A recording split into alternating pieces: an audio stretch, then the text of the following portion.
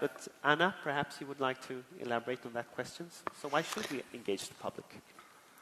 Well, I think a short and simple answer is that they pay for it. And I think you touched upon that. And they're voters, and they decide basically how much funding should be allocated to research. I think another and pressing answer is that a lot of things need to change in a rather short term for us to tackle climate change and sustainable development in general.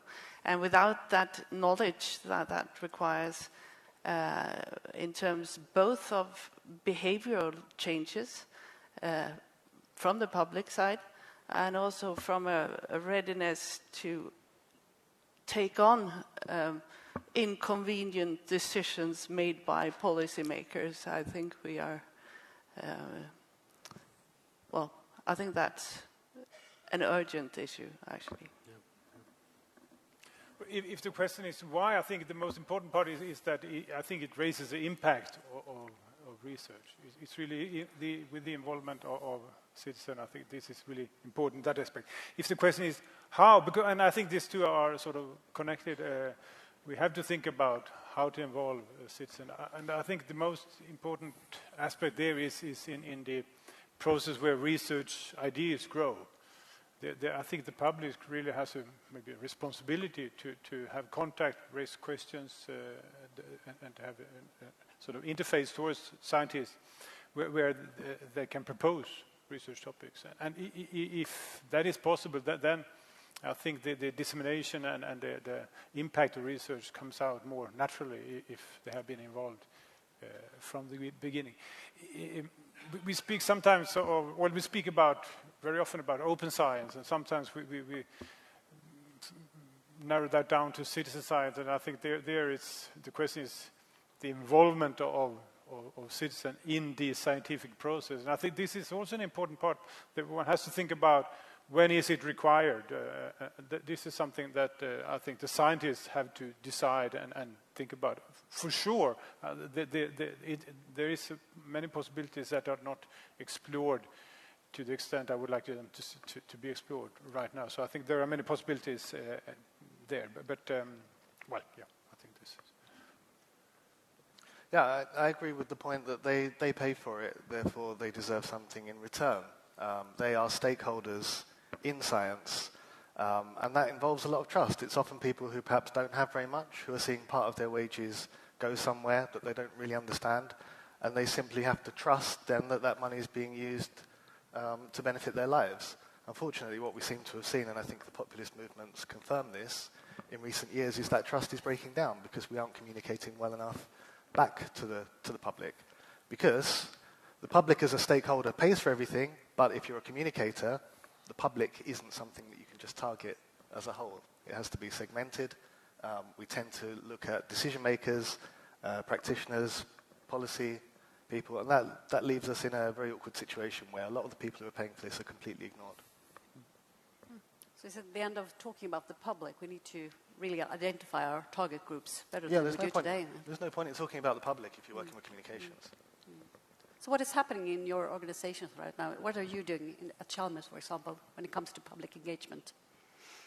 Well, of course, we communicate a lot of research news, and I think we have improved on that and also succeeded more over the years. I know a lot of people who have contributed to that in this room. We also have a lot of open seminars where we, invite the public in different ways.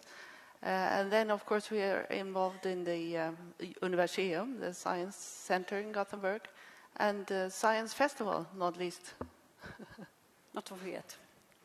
I know, Imran, at the Wellcome Trust, you have recently developed a new public engagement strategy.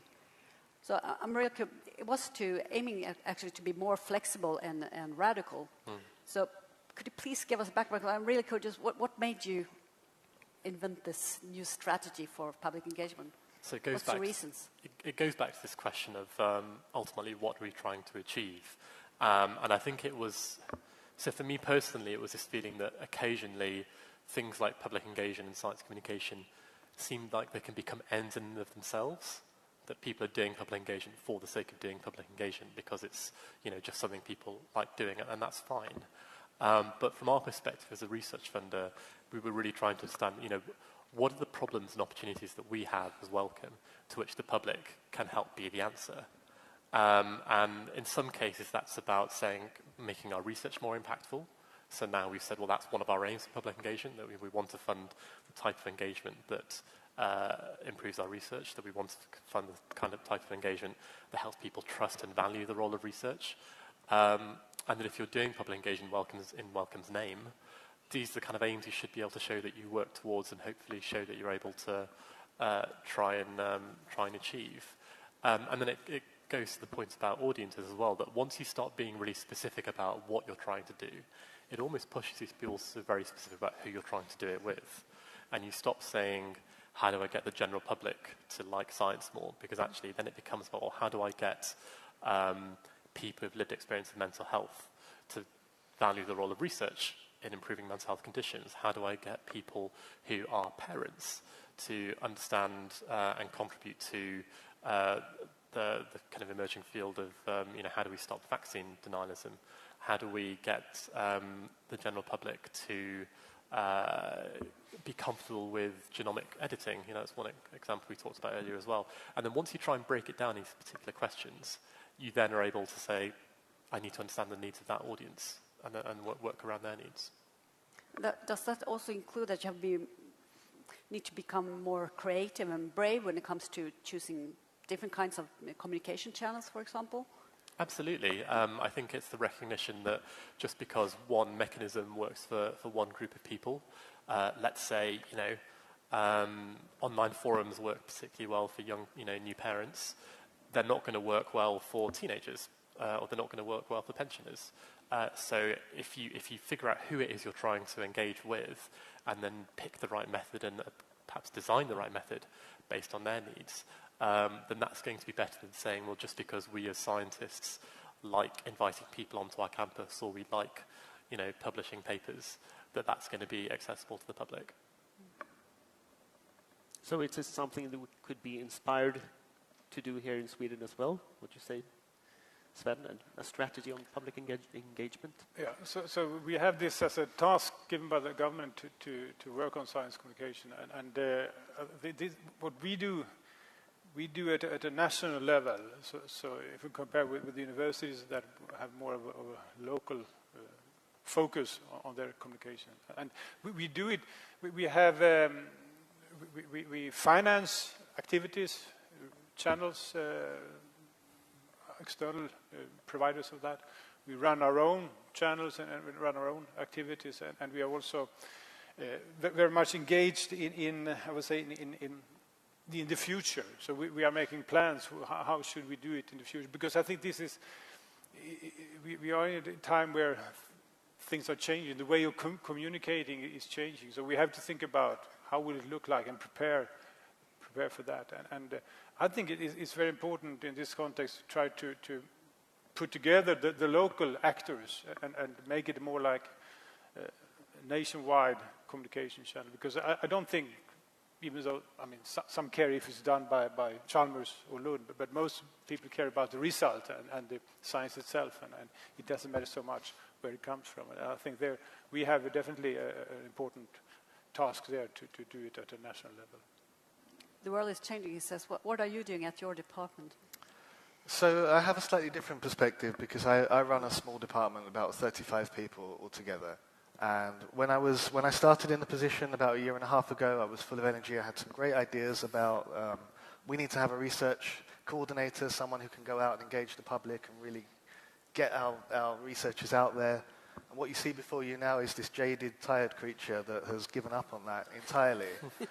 Because, what you're faced with is there are some things that we can do for free. So we have one audience, which is other researchers. Maybe 50 people who care about the research that someone does. And you can do that yourself as an individual researcher. And then there's industry, practitioners, decision makers. You might write op-eds as a researcher. There are other means for you to get that out, but you can do that without much support as well. But going out and reaching the public, or at least a portion of the public, well, then we have to choose between hiring in a professional who knows how to do this, a former journalist, a science journalist, or having a postdoc or a guest professor. And to be brutally honest, we get measured on publications, those kind of outputs. We don't get measured on societal impact or outreach. So the decision we're likely to make is a pragmatic one. So you don't really have the incentives you need to... I think we should be doing it. I try to do it myself in my own research. I encourage all of my staff colleagues to do it, but they're limited really pretty much by what they're able to do themselves.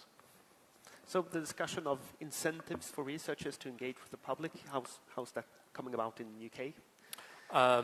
I think it varies, and I don't think Wellcome has necessarily got this right either. I think if you're a scientist that's applying to Wellcome for your next fellowship or your next research grant, there's a box on the application form that asks you about your public engagement expertise and experience. But is it weighted as highly as, your publication track record? Probably not. Would I like to be weighted a bit higher? Yes. But the people who are responsible for deciding how it's weighted, that's ultimately the community of scientists. We're not there as a funder telling the scientists what they should pay attention to. We leave it to the peer review process. There's questions about how good that process is, but ultimately that is the process. And that means that, if you're a researcher who spends hours and hours and hours on public engagement, perhaps at the expense of improving your publication record, you might lose out, and therefore you won't become a senior, and therefore you won't be able to change that community's view of public engagement.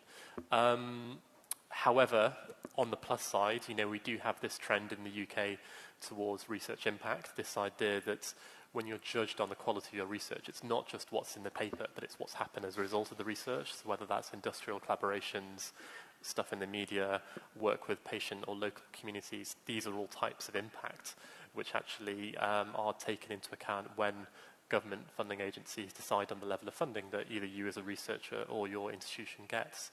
So I think that's gradually moving the idea of public engagement and broader kind of societal and commercial engagement into the mainstream of what it means to do science. Anna, from the university perspective, do you have any comments on the incentives for researchers?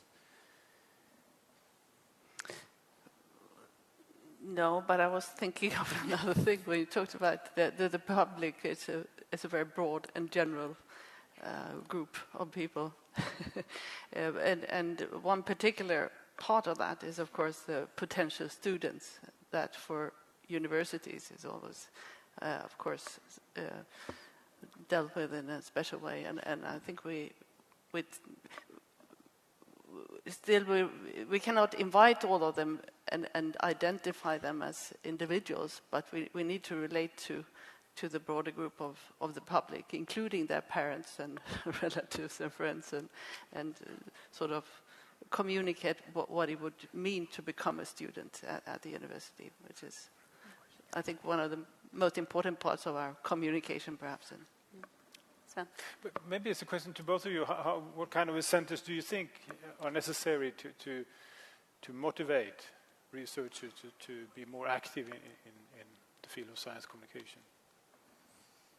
At the university level? Well, at the moment it's a tick in the box, as was mentioned earlier. So you usually have to include something if you apply to a grant giver. You say something about a public engagement strategy, but it's not really sincere and it's not necessarily followed up upon.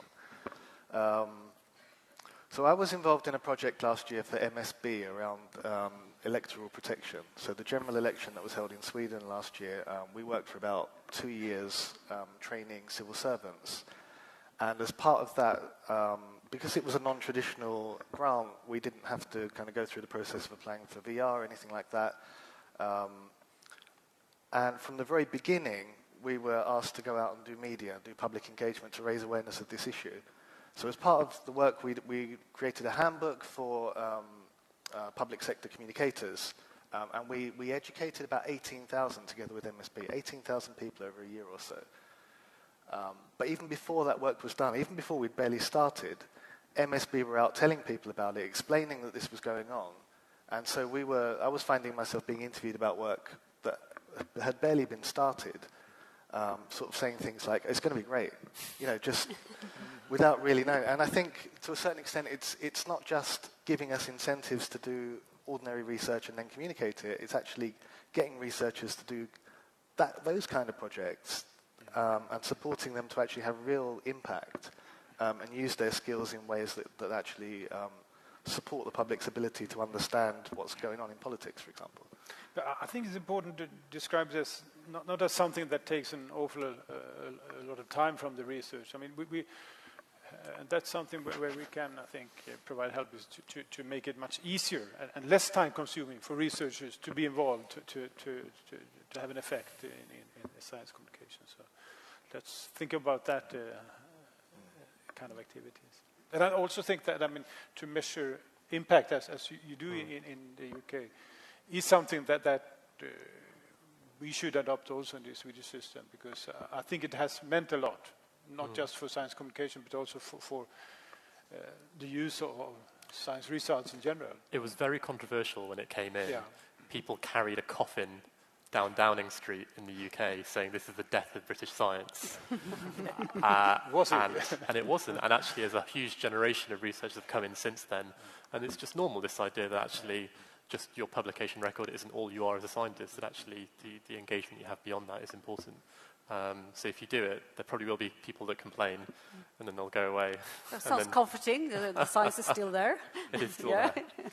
So Anders, do you have any questions yes, from the we have a audience? couple of questions from the audience. A couple of questions relates to that you talked about. Most of them who voted for Brexit were people in rural areas and perhaps the people that not usually engage with science communication.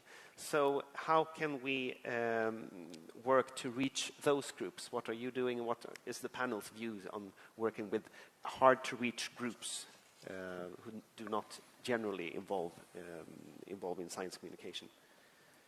Well, the first thing we're doing is saying that we want to do it. That for instance, we have a lot of the public engagement that happens in the UK is unsurprisingly focused around where the science is happening.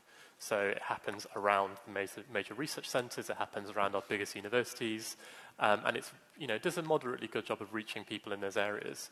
But if you're somewhere that lives somewhere like Clacton, which is one of the constituencies in the UK, the highest rate of voting for Brexit, there are no universities for miles around. There aren't any kind of science centres. There are no science museums. There's nothing there from a public engagement perspective. So it's unsurprising that public engagement doesn't happen in those areas, because we've got, as Wellcome, we've got no one applying to us for grants to go and do public engagement in those places. But we're trying to say, actually, we want to set aside some of our attention and some of our money to go and do that. So we're piloting a programme which we're just calling place-based engagement. That says how do we pick some places that are perhaps unusual for us to go and engage in, understand what it's like for us to try and build networks with the local communities and stakeholders there, try and make it sustainable so that we're not just coming in for 2 weeks then leaving and never coming back, but how do we create a sustainable network of organisations and people that want to carry on this work and perhaps in a year or two can come back to us for more funding. It's not easy, but I think saying you want to do it and then putting some time and money behind it is the only way in which you will learn. Anyone else would like to comment? I think there was a good example from Lund. In Lund, as many of you know, that they are building new infrastructures, Max 4 and ESS, and they had an open house there with this really advanced infrastructure, and so many people came. They had to spend days, several days, I think, a couple of weekends, to accommodate everybody that were interested. So I think this is definitely a way, if you have something locally which could interest the general public, open it up. And of course, use social media, etc., to inform about this. There are also a couple of questions on funding for science communication and public engagement. Yes. How important do you think funding conditions for popular science communication and public engagement are? You do have a fund for public engagement, right? Yes, we do. We've got a couple, actually. And we try and have different funds for different priorities. So, for instance, one of the funds we have is ring-fenced. You can only apply to it if you're a Wellcome-funded researcher. So if you're doing a kind of a big, long-term fellowship research program and you want some additional funds to work with the public as part of that, we've got a ring-fence under that, because actually we do believe that it's important for the culture of science that scientists themselves set aside time and interest to do public engagement. We've got some funds for kind of our general work. We've got some that's really focused down on particular industries like the media industry. So funds are really important, but ultimately there also has to be a desire from the kind of the community to want to do the right kind of work. I think part of the issue is bearing in mind that on some topics, health is one issue, security policy is another. There are also antagonists who are out there spending money to undermine these areas. Anti-vaxxers was mentioned earlier, but we also have some of the security issues around the Baltic region that I'm sure you're familiar with. So by not spending on this to support public opinion and to counteract to some degree that debate, we're at risk of actually losing some of these big debates, as we possibly have done in some recent elections in countries that don't need to be named.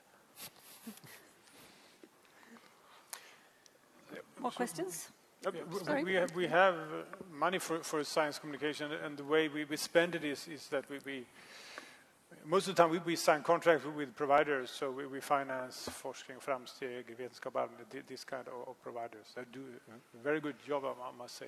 But of course, one could also alternatively think about having calls. I mean, where science communicators could apply based on application, and we select those that we think are the most interesting ones. Maybe you, Helena, know more about that if we have thought about it.